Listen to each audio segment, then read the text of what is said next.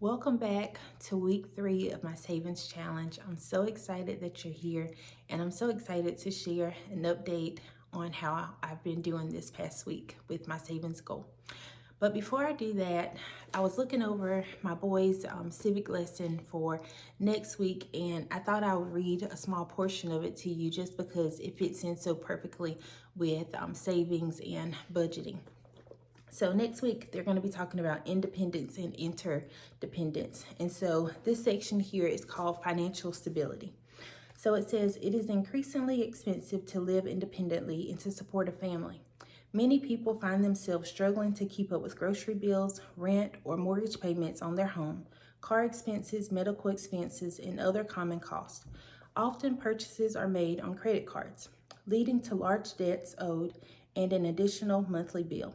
It is not hard to imagine how one unexpected expense caused by an accident or illness, for instance, could leave a person or family unable to pay rent and suddenly finding themselves without a place to live. Does this mean that most people are simply living beyond their means, supporting an expensive lifestyle they can't afford? In some cases, yes.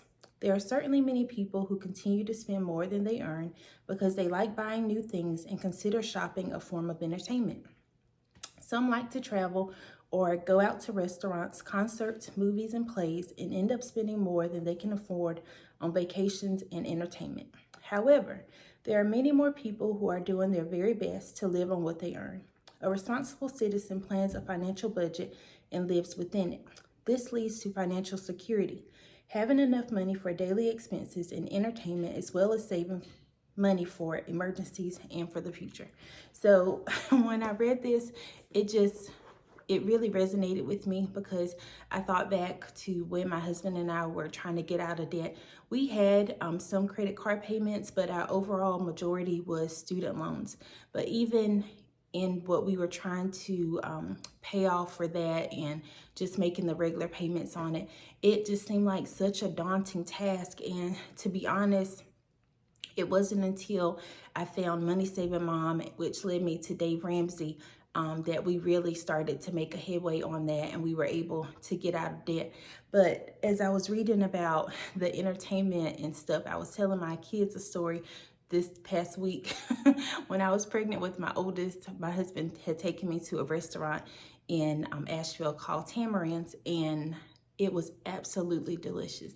And it was so delicious to me and my pregnant self that even though we could not afford it, we went back again for dinner. And so when I read this, it was just like, yeah, that's exactly what we did. You know, we put entertainment above our responsibility of trying to pay off our debt. But like I said, that is not the case for all people. Some people are just struggling to make ends meet. And so wherever you are in your journey, whether you were like we were or you're trying to get, just some footing, I hope that you're able to budget and just really look at what you are making and try to budget and live according to that. And so this week I was able, let me get my notebook here. This week, I was able to save $75 towards my goal. And so $25 came from they do have an app. It's called MyPoints. It's a sister brand of swag books. And so I know I've been with swag books since 2011, and I think MyPoints was around that same time that I signed up for it. But you do surveys. Now they have a feature where you can submit for coupons or different rebates, and it's just a really great app. And so I have challenged myself this year to use Swagbooks and MyPoints, and I am trying to earn $25 each month from both of those apps. So in total, that would be $50 just to go towards my savings goal.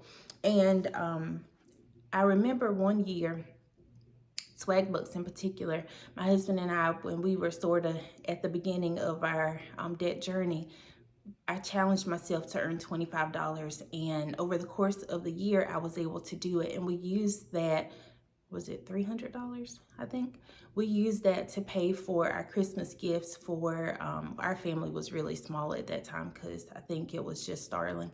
But we were able to use that to buy gifts for our extended family. And so that was really nice. And I've also used it. I remember when Starling was transitioning from like the baby carrier to like a big boy car seat. And we just didn't have the money for the car seat that I wanted. And I remember I used swag books and MyPoints to save up the gift cards. I did my surveys and stuff, and I was able to save up gift cards to purchase a nice gift card. It was a great, good, look it up, and maybe I'll insert a picture here of what the car seat was. But it wasn't a terribly expensive car seat, but we just couldn't afford it at the time. And it was a car seat that I wanted for him. It was supposed to be a really good car seat in case you ever got in an accident or anything like that. But it just felt so good to be able to earn money to put towards a really great goal for us. So that is a goal of mine this year. And so I had some points already on there, and then I also did some surveys the other day. They send you emails, MyPoints does, and when you click on the email, you get like 5 points sometimes. But they had a bonus the other day. When you did 5 surveys, you got $5. And so I was able to do those 5 surveys and got an additional $5. And so I cashed out and got $25 there. So that was really great. So the next way I was able to earn was $50 on my Fetch account. And so Fetch is a rebate app. All you do is scan your receipt.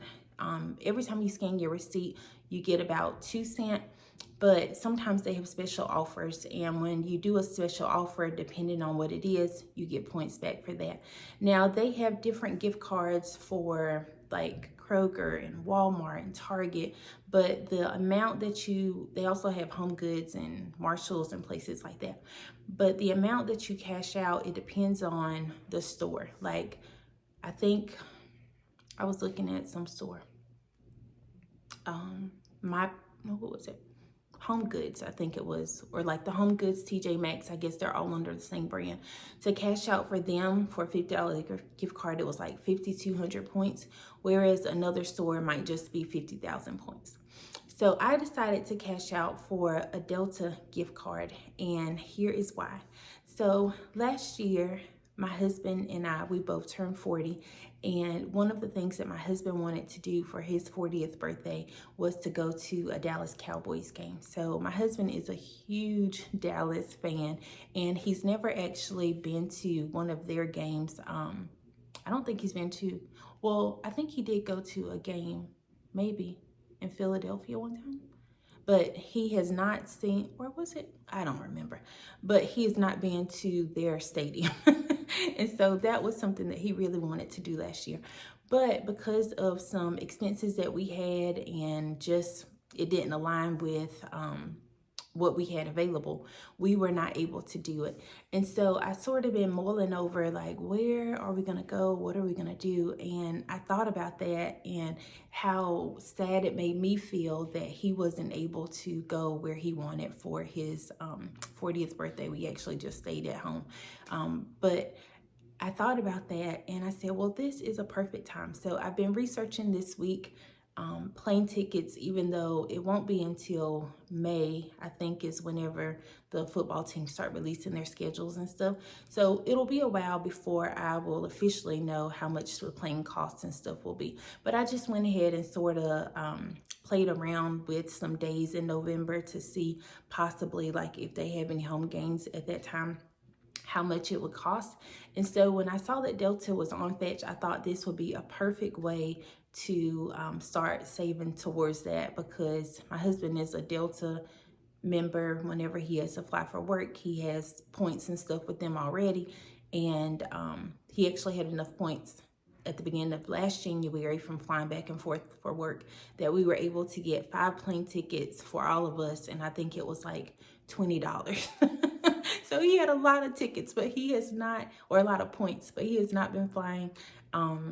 He didn't fly I don't remember if he had to go out of town at the end of last year or not. But anyway, he doesn't have as many points right now.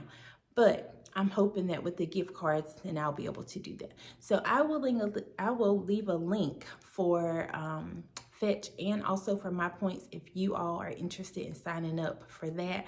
But that is where my earnings came from this week. So I have the $50 gift card that I'll just leave on my Fetch account, and I'll let that build up.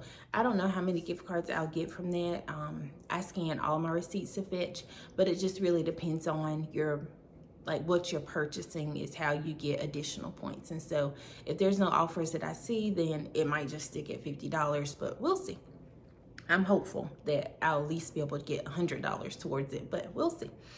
So that was $75 for this week. And so for total, did I write it down?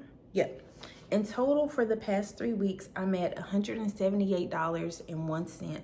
So I am super duper happy about that. And I'm also excited that now, prayerfully, I have a better idea of where we might be going in November. So that will sort of help me with planning for the costs and all of that stuff too. So that is where we are. Please let me know how you're doing with your savings challenge. I would love to know what you're saving towards, what you are able to save this week. I would really love to know so that I can cheer you on, just like I know that you all are doing for me. So thank you all so much for being here. I really do appreciate your time. I hope that you all are doing well, and I will see you all next Friday. Have a good day. Bye.